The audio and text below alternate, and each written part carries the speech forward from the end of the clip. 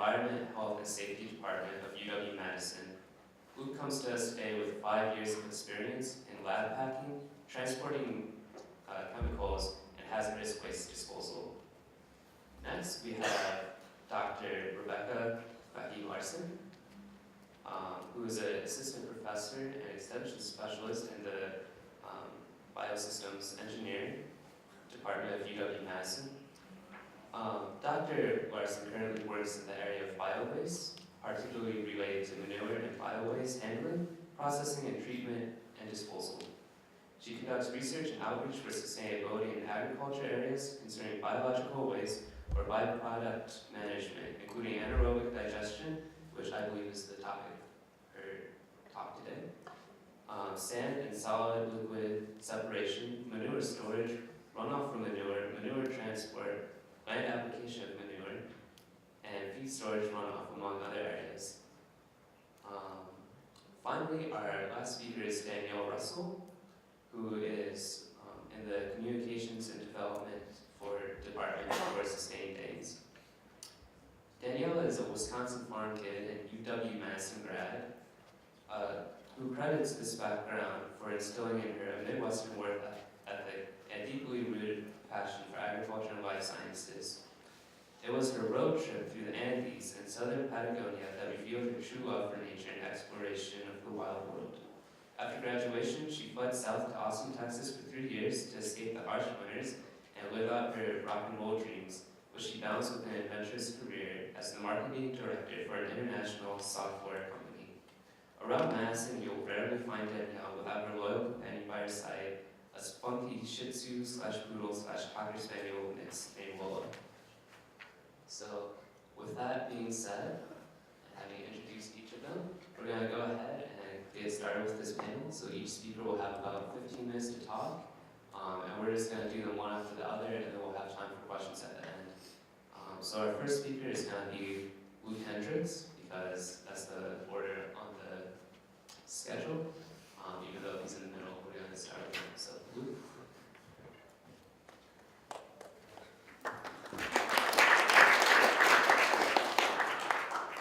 Hi, I'm Luke. I work for UW. I've been here for almost 5 years. Before that, I did some lab packing, which means I would go to places like UW and take care of their chemicals, ship them off for proper disposal. So I have a bit of experience, and coming from the UW, I've seen pretty much every chemical you can think of. So it's broad knowledge up here. I hope I don't run on at all. Just a little background, if you don't know anything about UW, there's roughly 3,200 labs. We go to each of them based on requests. So they do their experiments, they make their chemicals. We either get used chemicals, we get new chemicals, just anything that they want to get rid of, we will take. Some statistics here. Last year, we recycled roughly 8,000 pounds of oil, and that goes and gets re-refined and used again. And about 120 pallets worth of fluorescent bulbs. We do about one shipment, one truckload a month. That's 12 pallets on a truckload, give or take. 4 footers, 8 footers, anything fluorescent, we'll take care of all of that. And we get a lot of solvents, so HPLCs and solvents of alcohols, methyl ketone, anything. We collect that all and we bulk it into 55-gallon drums. And I'll explain a little bit more about that later. But last year, about 103,000 pounds worth we shipped out. And then, of course, other chemicals that we can't take care of by ourselves have to be incinerated or shipped out elsewhere, 53,000 pounds. If you add those two numbers together, you get roughly 156,000 pounds for last year. And I'm going to just throw out this number, it's a rough estimate, but that is way less than half of the total chemicals that we pick up. So we actually do a pretty good job of minimizing what we ship out and pay to get rid of versus the total amount that we pick up. This is how our schedule works. So you out at labs, you use your chemicals, then you want to get rid of them. So you submit a request to us. A request comes in an email form, and we have a weekly schedule. So we get your request, we go, okay, we'll go, we stop at your lab, we pick it up, bring it back to our safety headquarters. From there, determination is made based on what the chemical is. So there's about 6 different ways that we can get rid of something. First, I'll look at a chemical and I'll say, oh, this bottle's unopened, brand new. Water hasn't gotten in, it's not one big solid brick, it's still very good. We have a program called chemical redistribution. So it's free to the campus, anybody that wants to use it, you go to our website, I'll show you that in a bit too, and you can submit a form and we will actually give that to you free of charge. It's a way of saving money, it's also a way of saving chemicals. You know, less that we get rid of, the better, more you can use. The next one we do is sewer. So simple salts, buffer solutions, stuff like that, go down the drain. We can recycle things, so like those said, the bulbs, the oil, batteries. We also are able to neutralize acids and bases. Once you neutralize them, they basically become warm salt water. Down the sewer it goes. Not going to hurt anything. And then the solvent bulking, we call that fuel blending because it actually gets shipped out and used as fuel for industry. And the last but not least is lab packs. That's pretty much anything that's regulated by the government and we're bound by law to get rid of it, or we have no environmental means to responsibly get rid of it ourselves, so we ship it out and let the professionals take care of it. So this is an example of our chemical redistribution site. If you go to our website, this is what you'll find. You just fill out your information, and then in the middle there's a red link, and that takes you to alphabetical order, all the chemicals that we currently have. I can't guarantee certain chemicals are going to be there all the time because it's just whatever we pick up from labs that we still find is good. And it's not like we're going out and ordering them ourselves and being a supplier. So it's what we find. But these chemicals are perfect condition, likes to save money. We just revamped this site and we're noticing a few more people are learning about it, so that's good. So if you're in your labs, don't forget about this when you're ordering chemicals. More or less the simple stuff, salts and some solvents, we'll have the majority of the time. Anything that's real rare or costs a lot, we probably won't get. And as far as sewers, we do have an agreement with the Madison Metropolitan Sewer District on what can and can't go down the drain and certain limits on what can. For instance, copper salts, not regulated by the government as a hazardous waste. However, we're not allowed to put very much down the drain because of our agreement with the sewer people. Copper tends to kill the bugs in their plant, so then it screws up their whole system. So that's one thing that we'll actually ship out for disposal. But we do talk to them, I don't know, every couple of years just to make sure we maintain a relationship and they know what we're putting down the drain and we know what they can handle, so we know what we can put down the drain. It works out quite well. And the neutralize, like I said, is just strong acid straw bases. You take hydrochloric acid, mix it with sodium hydroxide, you get warm salt water. Not going to hurt anybody, just send it down. Fuel blending. So we take solvents such as alcohols, toluene, you blend it all together in 55-gallon drums, like right there, and then those get shipped to our vendor who takes care of our chemicals. They bulk it into large semis, and then it gets shipped to a cement kiln. That's basically a big facility that uses our solvent as prime fuel, kind of like gasoline for your car, to heat up and dry out limestone, which gets used in making concrete. It's better than them actually going out and buying gas and diesel and liquid propane from the store, because we're getting rid of a product and they're kind of doing us a favor. We're doing them a favor by making it cheap. And they have excellent scrubbers and everything on that, so it's not like we're just incomplete combustion. It's a pretty clean process. And lab packs is pretty much anything that's, we're bound by law. All your heavy metals, your toxics, they're regulated by the EPA, so we actually have to ship those out. There's nothing I can do to, say, take a mercury solution, and I could precipitate the mercury out and get metallic mercury, but that would be a process that the EPA won't allow me to do based on permits and stuff like that. I won't get in too deep, but so that's something we'll have to actually ship out. So we have lab packers. We just had them here this week. They'll come and they'll put them all in packages with proper shipping labels, and it gets shipped out to certain other facilities. Most of your toxics will get shipped out, like your really bad stuff, and it does get shipped to these facilities that will burn to the 99.99% level, maybe even beyond. All you're left with is basically water, CO2, and if there's like chlorides or something in the molecule, you'll get hydrochloric acid, but they can neutralize that. So it gets pretty much broken down into the basics of life. And last but not least, we try to recycle as much as possible. Like you said, mercury bulbs, or fluorescent bulbs, as people know. There's aluminum end caps. Those get we don't do this, it gets shipped to a facility, but they're able to take the aluminum end caps, recycle that.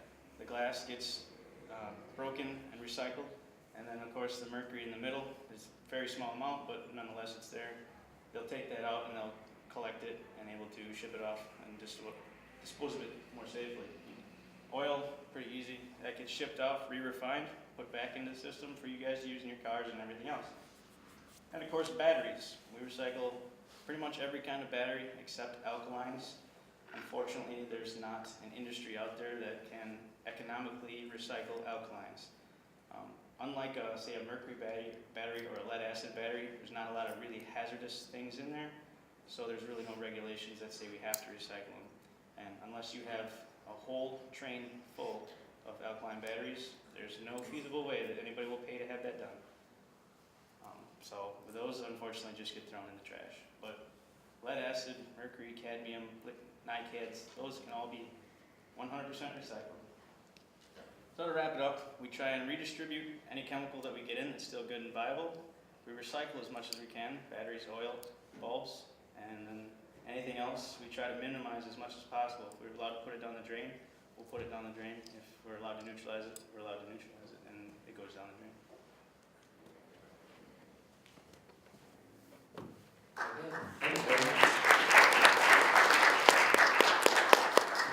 So if you have any questions for Luke, I suggest that you make a note of them so that you don't forget it. But right now we're going to move on to our next speaker, which is going to be Dr. Larson. Thank you. Okay, good afternoon. My name is Becky Larson. I am an assistant professor in the Biological Systems Engineering Department. I think my official title when I was hired was a bio-waste engineer. So I deal with a lot of waste products, all in biological nature, primarily in agricultural settings. So most of my time is spent with manure, but I also work with some food processing waste and other waste products produced at agricultural production facilities from livestock, as well as crop production residues and maybe waste from a food processing facility. I don't know what we're doing here. But today I'm going to talk about, I work a lot with sustainability of systems, so looking at how we can manage all the inputs and outputs of any one agricultural production facility or agricultural production as a whole. But today I'm going to talk about one piece of that, which is anaerobic digestion. This is where we take waste to produce energy. So being at the Energy Hub today, I thought this would be a relevant topic.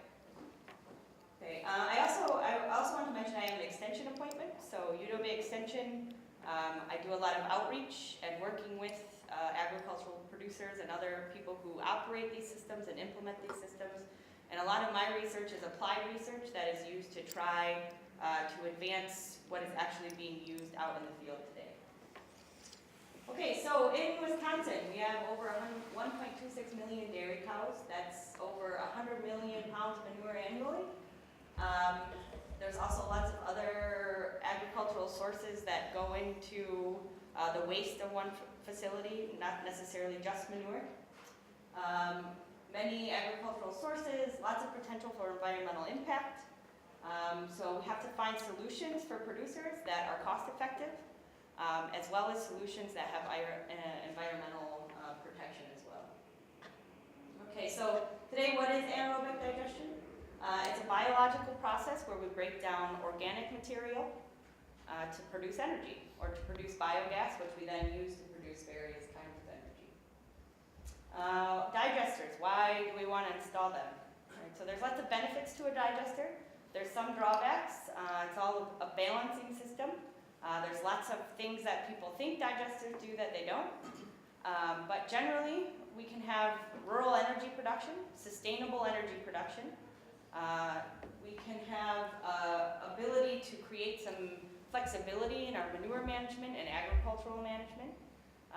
We can have an impact on pathogens, so we kill pathogens, we reduce odor in some of these waste products.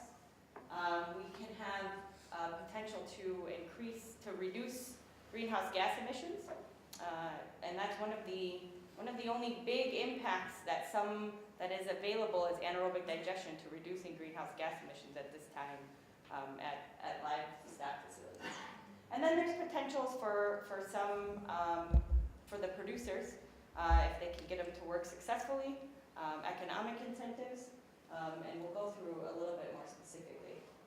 So I wanted to talk a little bit now about biomass power generation. So you can see this is just a map from 2011 of different types of biomass generation that we see around the world. You can see these green bars everywhere represent biogas. The majority of biomass power comes from wood. Some landfill gas, we have a significant amount of landfill gas capture and recovery and use here in North America, but we do see this biogas as representing a small fraction of what we see around the world. There are certain countries in Europe which use this much more than we do here in the US. For example, Germany has over 7,000 digesters within their country. We have many less than that, and I'll get to that shortly. But I just wanted to give you an idea of what the layout is around the world. One of the important things to note about these biomass power generation is their maturity. So it's really important when we're talking about these different kinds of systems is to know where in this kind of area they fall, right? So if I'm at development or demonstration, these are high-risk projects, things that we probably aren't implementing right now at the full scale, sometimes pilot scale systems, but not typically at full scale systems. Anaerobic digestion is considered a mature technology, so it's been around for a long time. We have shown that it functions effectively. You can do it cost effectively with some considerations there. I'll talk a little bit more into depth in that. But in general understanding, where some other things you may have heard of were, say, something like pyrolysis is still in deployment, so they're not quite as optimized as some of the systems that we see with anaerobic digestion. One of the other things I want to note before we get into a little more specific things is you can also look at how renewable energy capital costs compare. So that's a really important thing when we're talking about energy production and knowing that can we produce this energy in the same economic realm that we're producing other types of energy. So you can see for anaerobic digestion, biomass AD, we're pretty low in terms of US dollars per kilowatt hour compared to a variety of other types of energy. So as we improve and we optimize these systems as well, we're getting closer and closer to being a really viable source of energy in terms of economics.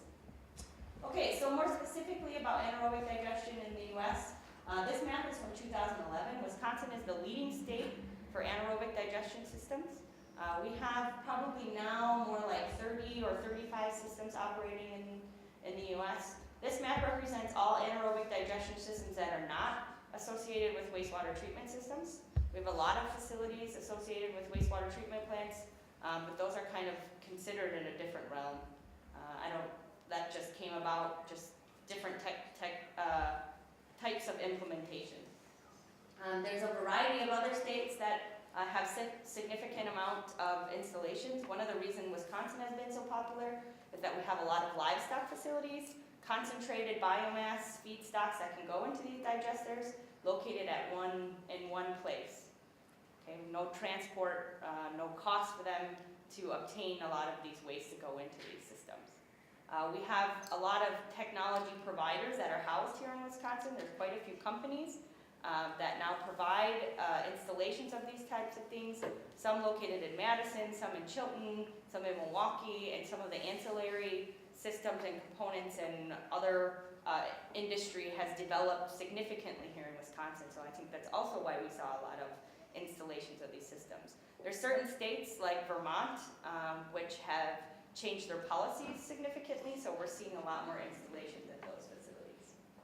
Okay, so generally when we're talking about anaerobic digestion, we have feedstocks that go into the actual digester itself, and then that produces biogas, which is captured, and then we have at the outflow something we call digestate. That's just whatever we put into the system that comes out at the other end.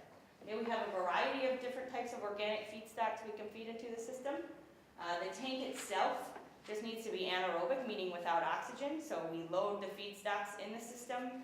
We make sure that we have no where that oxygen can enter the system, and the naturally occurring microbiology within manure will produce the biogas that we're looking for.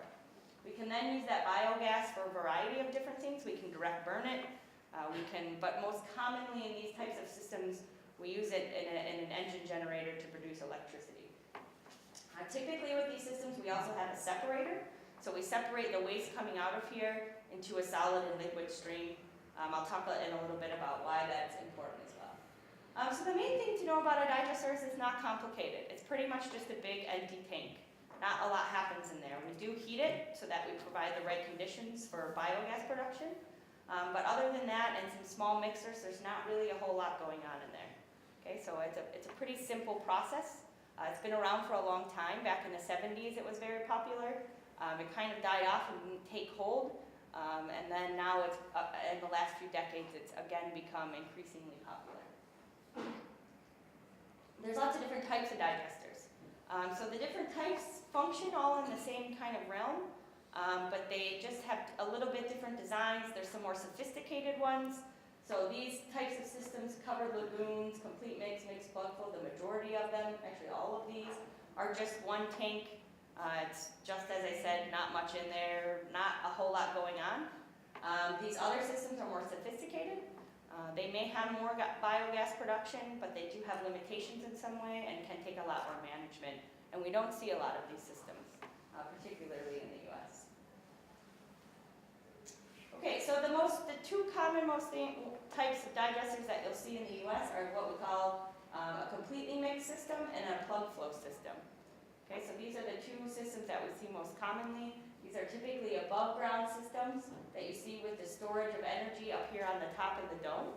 So the gas is produced and collected in the top of the digester, and then it's pushed to wherever your end use is going to be. And this type is a concrete system that's underground, and again, the biogas is just collected in this headspace that we have here. We also have dry digestion systems. So these types of systems are batch systems as compared to the continuous in and out that we saw with the other systems. And these systems, they look like kind of like giant garage doors. We put a lot more dry waste in them. These are much more common over in Germany. We have one operating, maybe one of two in the United States operating here in Wisconsin, up at UW Oshkosh. If you're ever over there, you might want to check it out. It's kind of just like a big giant garage door where they push in a whole lot of solid waste, seal the door up and let it sit for 25, 30 days and collect the gas as it's produced. We see a lot of small scale digestion, so the majority of those systems, like the first picture of digesters I showed, are millions of gallons and on very large facilities, but we are seeing an increase in small scale systems. This particular system was at a livestock facility with 200 animals. There are particular difficulties with small scale systems. You can't take advantage of economies of scale, so making it work economically is a little bit tougher. So here's a community digester. Unfortunately, this has been the source of all of the talk recently about manure spills. This is the community digester they had. This is another model where multiple different feedstocks or different facilities send their waste to one digester. So in this case, 3 different farms fed to this digester. It comes into feed tanks here, feeds into the digester, and then is separated. The liquid component, after it's separated, is sent back to the farms to use as fertilizer, and then they sell this product, the solid product that they remove. Okay, so one of the tough things about digesters, the reason we don't see them at every single farm is obviously because of economics. This is just an example of one facility's what they were sharing about their income and expenses. Typical projects, a lot of people in industry want to invest in. They want a return on investment in 4 to 5 years. Some companies want it in 2. Digester systems have been made to work in 5 years, but typically they have a longer term investment. There's a lot of factors that go into that. One of the big things is the rate they get for electricity. If you can imagine, we pay about maybe 11 cents a kilowatt hour for our electricity that we have here. A break-even point for a digester is about 7. If they got typical rates from a utility, they'd only get paid about 3.5 cents a kilowatt hour. Most of the digesters in the state have to get a renewable energy rate, so they get maybe 7 cents a kilowatt hour. So it really kind of goes to show the advantage that if they can use the energy in certain places, you can make more money. But again, it is the biggest revenue piece. So it is really important that contracts and that we provide enough money for these systems to be profitable, particularly when they're installing the system and paying back some of the capital and infrastructure that's required. But there's a lot of other things that go into whether or not a system can be profitable and how they can use kind of some of the different pieces that we see in the different products from that kind of system. One of the big thing about expenses, there's a lot of maintenance on these systems, particularly with the generators. So the generators are very expensive in capital cost. They have to be designed for the type of gas that we have in biogas. So the majority of what's in biogas is methane, which we want, and then CO2, which doesn't cause us a big issue when we're using it in some of these end technologies. But there is something called hydrogen sulfide. And then when we have moisture within that, it produces sulfuric acid. It can eat through metal very quickly. I've seen if you use a typical generator, within a week, you'll eat away all the metal and have a huge hole in your system. So you have to use these special design systems that are a lot more money. They also require a lot more maintenance. So this is one of the big factors that we see, and that in the future, some advances on using that the biogas produced for different types of things, or being able to clean up the gas a lot cheaper than we can now, would be very advantageous. Okay, one of the other things about digesters that we see is, you can see for this one facility, the maintenance and runtime was really a big impact in their economics. So you can see in the electricity production, in 1 year they had so much downtime, so much breakage and issues with their system that they only made about $500,000 a year. With no changes and just trying to better manage the system, they could get up to almost $900,000 a year. That's huge when we're talking about returns and how much, and working out the economics to be favorable. Imagine in that last slide when we had the 420 there, if sometimes that's 800,000 and sometimes that's 400,000, that makes a really big difference in how fast you can pay back your system, or how well that it works, and how much money you can make. So one of the big things that we've learned is that at wastewater treatment facilities, we have engineers who are trained to run these systems. And when they're installed at other facilities, we don't have that expertise, and we need to provide the folks who work on these with the information they need to run these and optimize them. A lot of systems are just run so that they're not breaking down all the time. Some can't even manage that. So it's a really important factor when we look at failures and other things within these systems. There's lots of different types of biogas use. If you've ever been over to the landfill here in Madison, they have a system now where they run vehicles on compressed gas that they capture there. The advantage of that is that, in particular, that has a much higher payback than electricity. Right? We could clean up the gas and use it and inject it into the natural gas pipeline, but the price for natural gas is so low right now that really doesn't pose a great option for us. But there's other ways that we might be able to use the gas that could be more benefit. You know, some people, even if they can direct burn on a small scale system, if you can use heat or other things, there's many ways that these systems look a lot better on paper, particularly in terms of economics. There's lots of work being done in microbiology, so trying to figure out what types of methanogens and what temperatures they work at, and trying to optimize gas production from these systems. There's lots of work also being done in co-digestion, where we add different feedstocks. As you can see, manure is a really low-producing feedstock. We use it because it has the natural microbiology we need to produce biogas, and it has a good buffering capability, and again, it's located large volumes of it on a regular basis in one spot. But you can see the potential for these other things are much higher in terms of gas yield. So if we can even add small amounts of some of these, we can really increase the production, and then increase, again, what we were talking about with our economic return and making these systems profitable.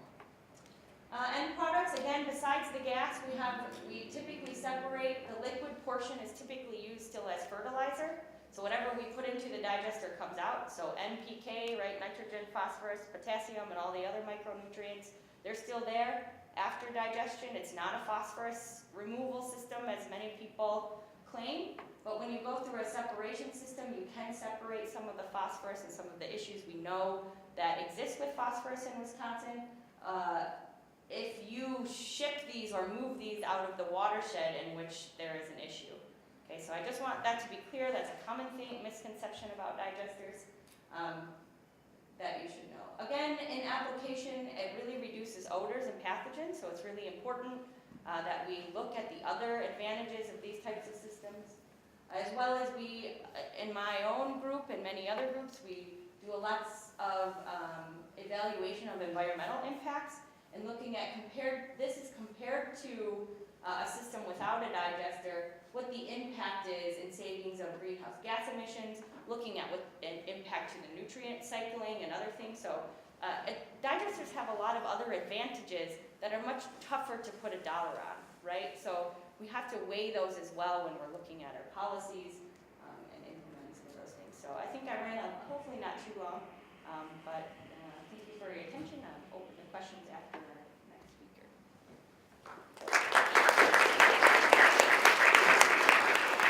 Thank you so much.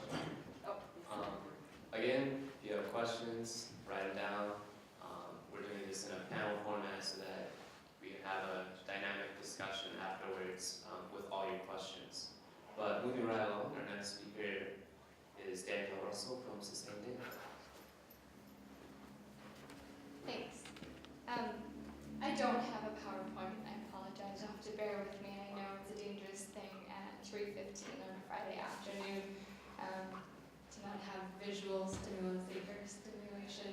I'm trying to understand also how a group of college students is spending a Friday afternoon a week before finals at a trash conference. So I'm hoping during the reception someone can explain to me your love of that. So what I'm going to talk a little bit more about today is more about, I guess, the human story behind trash, behind recycling and composting, and put it within the context of the business community here in Madison. I work with Sustain Dane. We're a nonprofit organization that was founded in 1997, so about 17 years now, that we have been working here in the Madison region. We work on sustainability in kind of a broad-based way. We're not an issues organization.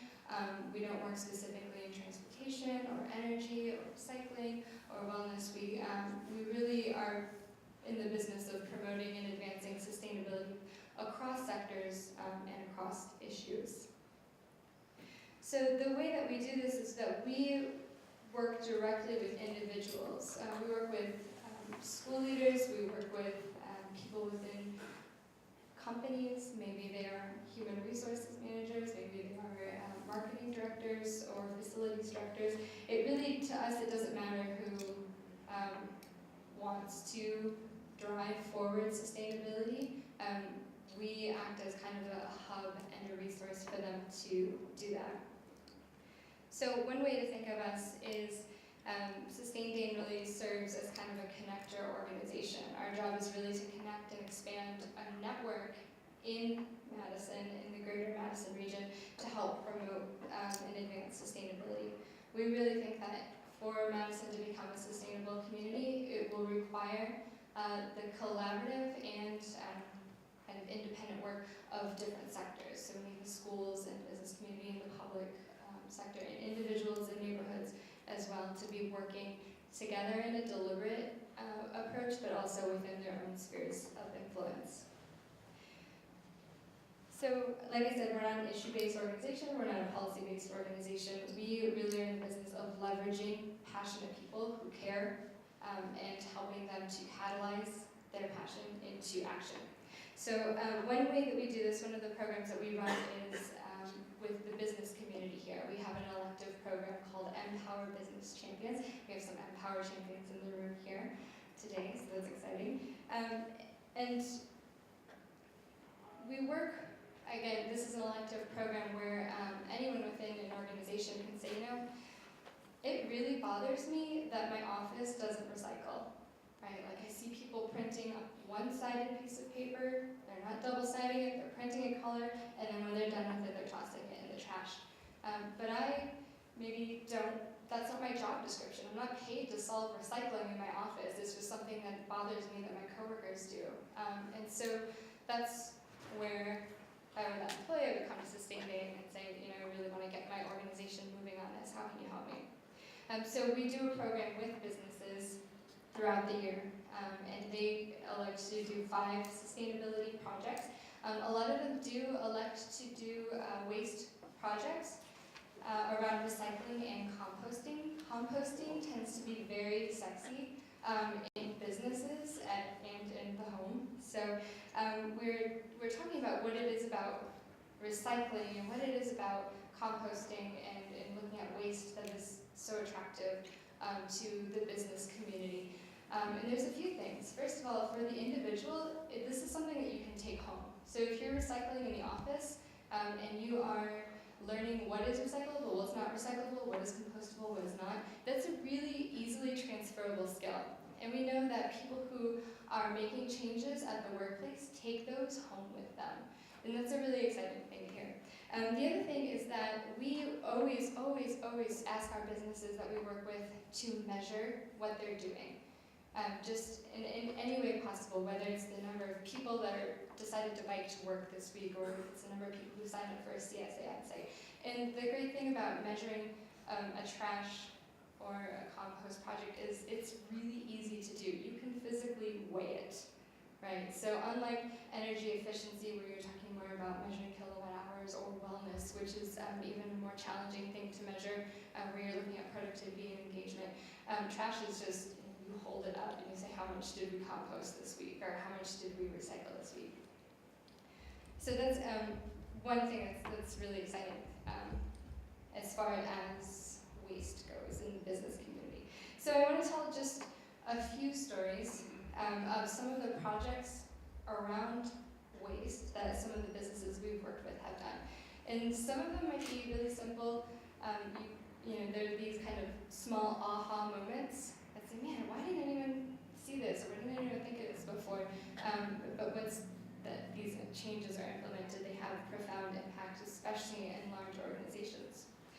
So one of the first years that we ran this program with the businesses, we worked with Sir Jenny and Floor Company, or Coverings. They're a carpet manufacturer here in Madison. And so you can imagine that carpeting comes in these giant tubes, right? Like these, I don't even know how big they are, like 10-foot cardboard tubes. And when they started this program, for as long as I guess they can remember, these tubes were not recyclable. These cardboard tubes were not recyclable. So they said, okay, we have to do 5 sustainability projects. Let's figure out how to recycle these cardboard tubes. So they talked to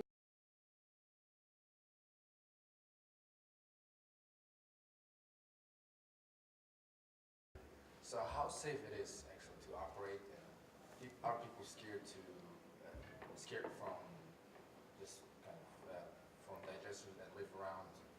That's the question. Because it's a gas. Right. So, you know, there is some danger to digestion and collection of biogas. Right? It is explosive. It is an explosive gas. Typically, it's kept at very low pressures, so we don't pressurize these systems.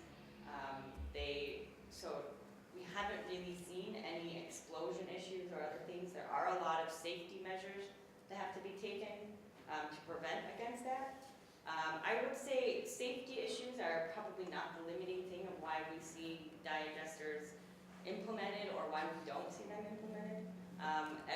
It more comes down to economics, and I would say for people living around them, their concerns are more typically based on odors, I would say, or pathogen issues. So when someone installs a digester, say at an existing facility, typically that's a benefit, right? Because they're reducing the odors of waste that's already there, reducing the pathogen content, generally an improvement on what is happening. But if you can think about siting a digester somewhere where there previously was no waste, so now in your neighborhood I'm going to put this digester where we're going to bring municipal organic waste, and now there's lots of trucks and lots of smell and other things, and that's more of a deterrent of what I see from people who aren't too excited to put these in. The safety measures, there's lots of controls and things, and because we work at such low pressures, within these systems, there haven't really been too many issues in terms of safety. Is there ever sufficient self-heating in those digesters that you don't have to heat them with external energy? And do you sometimes bury them maybe so you can digest efficiently in the winter here? So yeah, like in warmer climates, they don't necessarily need to provide any heat at all. Obviously, we don't live in one of those climates where that happens. So typically, they'll use the biogas produced, a certain amount of the biogas, to then reheat it. What we do see is with generators as well. So a lot of the digesters are using generators to produce electricity. The efficiency with a generator is about 35%. If you can capture and use the heat, it's something more like 85%. So they now try to collect and use that heat, and one of the ways that they can use that is to go back to heat the digester. So if we can implement some of those strategies, we can use less of the biogas, and we don't have to be so concerned. But yes, definitely, so a mesophilic digester, which we say is about 100 degrees. So that's where our kind of optimum temperature for 100 degrees, we operate it for about 25 days. A thermophilic, which is warmer, is about 135 degrees, so typically those always need some additional heat regardless of where you are, and the retention time drops to maybe 5 days. So you can see the more heat we can provide, the smaller we can make the system for the same amount of waste, which saves money. But the other thing is, you don't necessarily have to be at optimum temperature. So we do have systems that operate in Wisconsin where they just cover like a lagoon. We call it a covered lagoon system. There's no heat within there. Just in the winter, they're just not as productive. Yeah, are those, the roofs, do they just expand naturally under atmospheric pressure, or do you pressurize the gas more? So what happens, like in this particular design, is there's one cover underneath and then another cover. So the inner chamber collects with gas, and the pressure for that chamber is just based on the pressure produced from the gas from the system. And then this particular one has a air film between the two, which you can pressurize by forcing air into that layer. And if you want to increase the rate at which you push the gas into your end-use system, you can increase the pressure into there. Or if by some chance something's happening where your roof is deflating because there's some issue in the digester where you don't have enough gas to keep your pressure up, you can use the roof to provide some additional structure. Are there reasons why it would or would not be feasible to take compost from local businesses who are looking to get rid of it and put it in the digester to create more biomass? So certainly, that's an option, right? So when I work in our wasting, we always kind of talk about where certain waste should go, right? So number one is we have food issues, feed issues. So if there's lots of programs that are out there that if the waste is good enough, that something you call waste, can feed someone else, that's number one priority, right? And then the next priorities are trying to figure out what is the most logical step there. What happens with solid waste, and say even like at our house, how we have a recycling system, we could easily additionally have another waste system that then goes to a community digester, which I think George Druckmann was here earlier. They're even evaluating one for Madison at this time. But the difficulty in that is you have to transport all that waste. So one, that's an expense. One of the options you could do is compress the gas from the digester to run a fleet of vehicles that will then pick up the waste. So that could be a sustainable system if you think about it that way. But there's also issues with toxicity. So I have to be really careful what I put in with the digester. For example, we had a digester that was taking waste from a chocolate factory. The chocolate factory wouldn't tell them much about their process because that was private. And so they kept taking this chocolate waste, and one day they changed batches and gave them the chocolate waste, and it killed all of their microbial activity in their digester because there was something toxic within there. So you do have to be careful about those things. But really the big thing is transport, and the fact that waste to get into a digester, you'll lose a lot of the production if you let the waste sit for too long. So like at a dairy facility, that waste is getting from the collection into the digester within like a day. So you really would have to increase the frequency of those collections, or just make it work with the fact that maybe they would produce less gas. But definitely in Germany, they use a lot of municipal waste at these types of facilities. It's what some of the things they're using at UW Oshkosh. I don't know if you have any experience with any of those types of systems or I'll take those composting. bridges. Yeah, Danielle, it would be really great if you could chime in on any of the local, more rural initiatives, perhaps dealing with agriculture instead of some of the more urban initiatives within, you know, the Madison metropolitan area.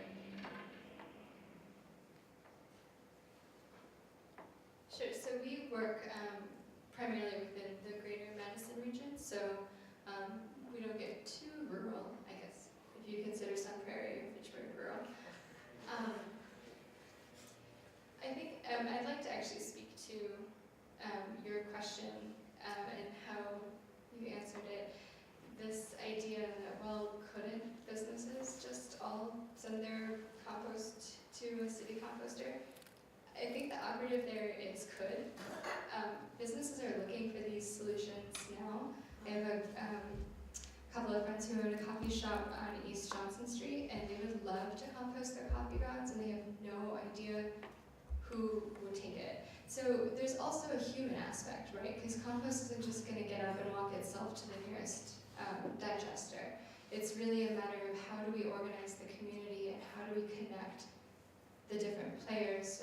How do we, get George Dreckman to talk to the downtown businesses, to talk to a farm, in Mazamani who could potentially use the grounds, right? So you have to remember that there's an element of community and of connecting people to energy systems. And I think that really goes across the board, right? Whether you're working in waste or whether you're working in energy efficiency, it's all a matter of how we use and how we consume, right? So when we're designing systems, we have to remember that human aspect. So I have a question about hazardous waste. So a lot of entrepreneurs e-waste, so they're looking forward to do this kind of business, but it kind of overlaps with hazardous waste too, because some of the electronics, they have some materials that are dangerous. So do they have to go over like complicated rules, regulations about hazardous waste, how difficult it is? The link between hazardous waste and electronic waste, it's all in the laws of the state. Like our state, we have exemptions that say device instruments you'll use in a lab. They could have, older ones will have mercury switches in them.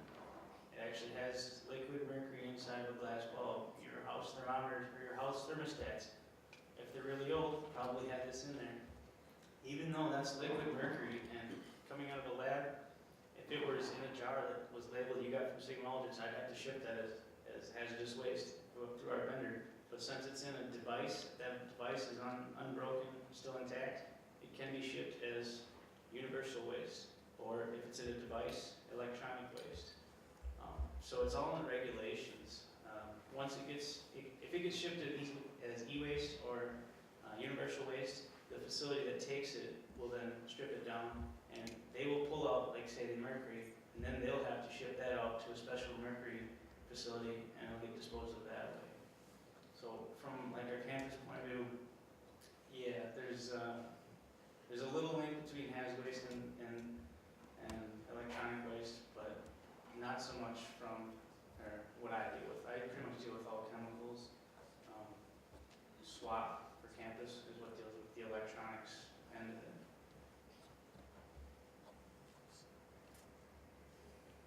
Questions again to you. So you showed this graph that it was on our computer, split yourself up and do it. All looks really nice, only if you know what is there in the jar.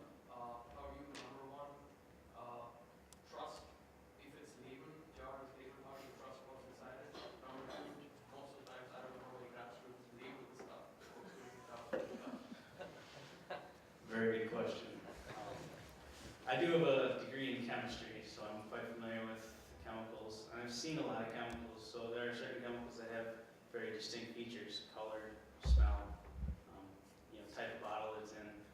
So most of the time I like to trust the people giving me stuff. They are sometimes wrong.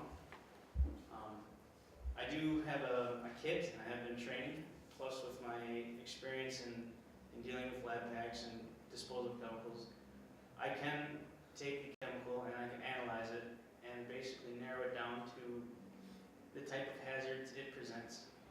So a lot of these research labs on campus, they're making some very large chicken wire chemical compounds.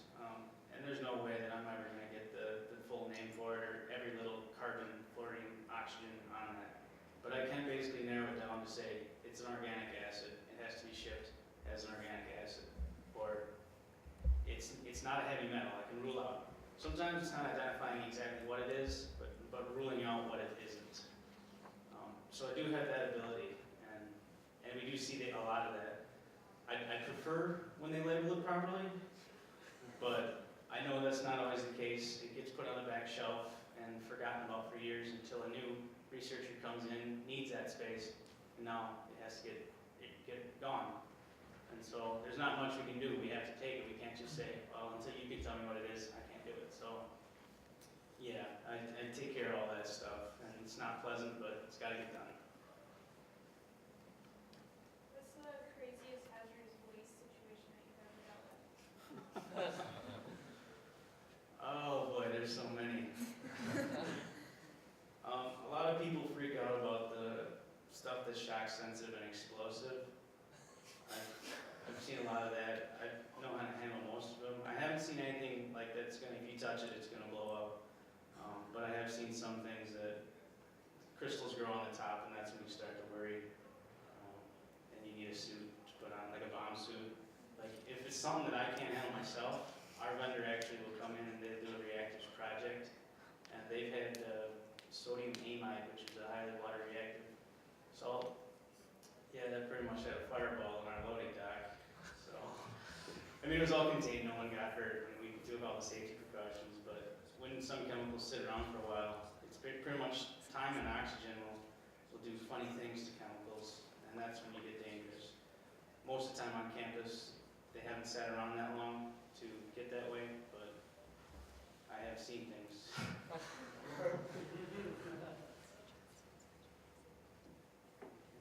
You said that you have the know-how to, for example, safely precipitate heavy metal salts, but you're not allowed to do that by the EPA. So 2 questions on that. How much does this regulatory situation impede your efficient work? And what will you have to do to satisfy the EPA that you can do it yourself? That's all in the permitting. So in or I should say chemical disposal, you have 3 levels of people that generate. You have small quantity exempt generators, so it has to do with amount you generate per year, small quantity generators and then large quantity generators. University, of course, is a large quantity generator. If you were to apply to the EPA or the DNR, which work together in our state, that is, you could get what's called a Part B permit or a TS and become a TSDF. Stands for Treatment, Storage, and Disposal Facility.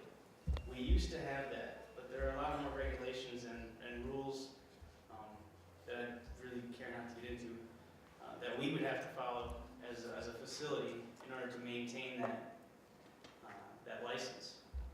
So we found it's much easier to basically just follow the rules of a large quantity generator, which means we collect chemicals, I sort through it, analyze it, and I label it as waste, and I put a date on it. From that date, we have 90 days to get rid of it.